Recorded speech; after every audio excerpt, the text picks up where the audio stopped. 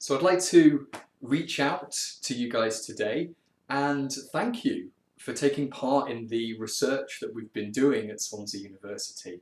So thank you very much for doing those online tests that you did and the questionnaire that you filled out. And what I'd like to do today is to present to you some of the main findings from the research that you've taken part in. So as you can see, over 400 of you have now done the tests that we sent you. And here are some of the tests. You might remember this sort of thing.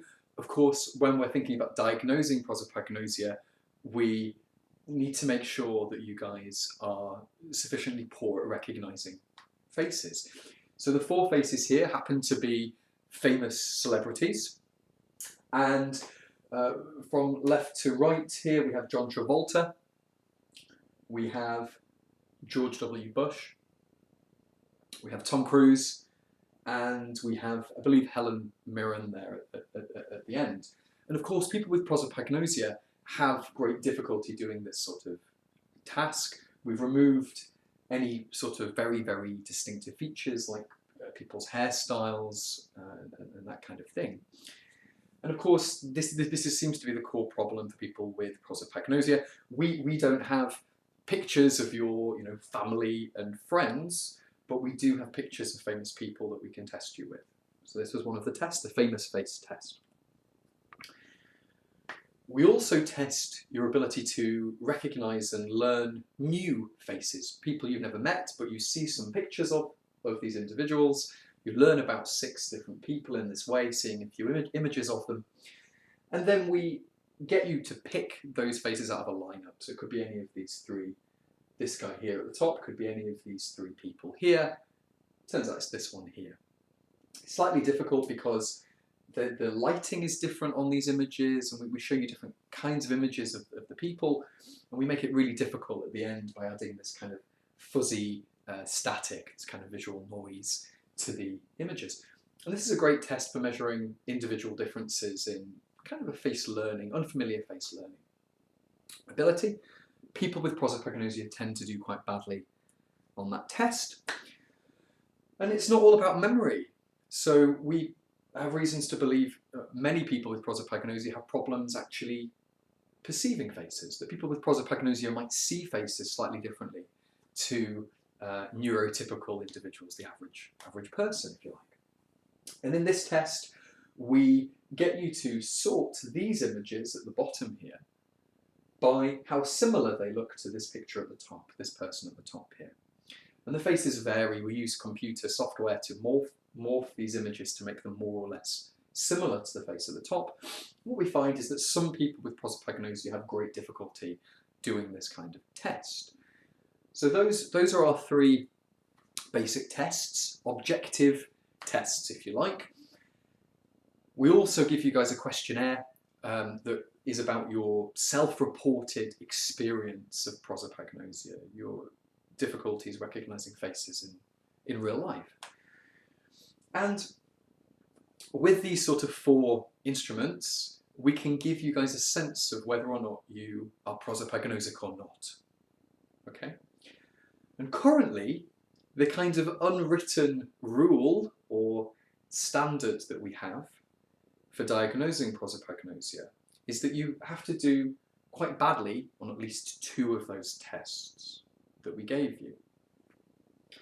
And you have to do so badly that you're in a room full of 50 people, you would be the worst person at that test. Okay, so that's kind of the statistical level that we set. And not only do you have to be the 50th worst person in a room full of 50 people for famous faces, you also have to be for something like the Cambridge Face Memory Test as well. Okay, so these are the standard criteria that researchers tend to use for diagnosing prosopagnosia. Bad face learning ability and very bad familiar face recognition. And what I'm going to do is I'm going to show you guys actually how badly you did. So all of you guys are self-reported prosopagnosics. You've noticed in your lives that you have problems recognizing people, and you've decided to take these tests. And what I want to demonstrate to you guys what your data is providing us is an indication of whether or not we're being too strict with the criteria that we set. Okay? So I'm going to show you data in a moment on your average score, the average self-reported prosopagnosic. Do they meet these strict criteria that psychologists have set or not? There might be two issues here. One is that actually the way we've tended to talk about prosopagnosia is as though you are that 1 in 50, the 50th worst person in that room full of 50 people. Okay, but that can't be the case if we if we make the criteria 2 tests, because the probability of you doing this badly on 2 tests is actually much lower than 1 in 50. It might be more like 1 in 100. It might be more like 1 in 200, something like this. Okay, and what we want to know is whether or not our tests are reflecting your actual ability. Maybe we are being too strict, and it's absolutely crucial that if our objective tests are to be made better, they should actually be representative of your lived experience. So we're actually taking this quite seriously. Now, these are the 4 instruments that I've talked about. There's 3 tests and the questionnaire.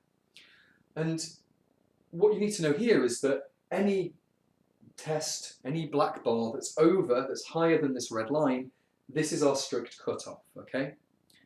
So if the test is higher than that, that means that the average self-reported prosopagnosic was impaired on those tests. And what our results clearly show is that the average person who self-reports prosopagnosia is absolutely right. They self-report prosopagnosic symptoms on the questionnaire. The questionnaire verifies your lived experience, and that's exactly what we see. You guys self-report a lot of prosopagnosic traits and experiences. But in terms of the 3 objective tests, only the famous face test shows that you guys are impaired compared to the average person, that you would be that 1 in 50 or even worse for recognizing famous people. The other 2 tests that we have as part of the sort of package of tests that we tend to use, actually the average self-reported prosopagnosic isn't quite impaired on those tests.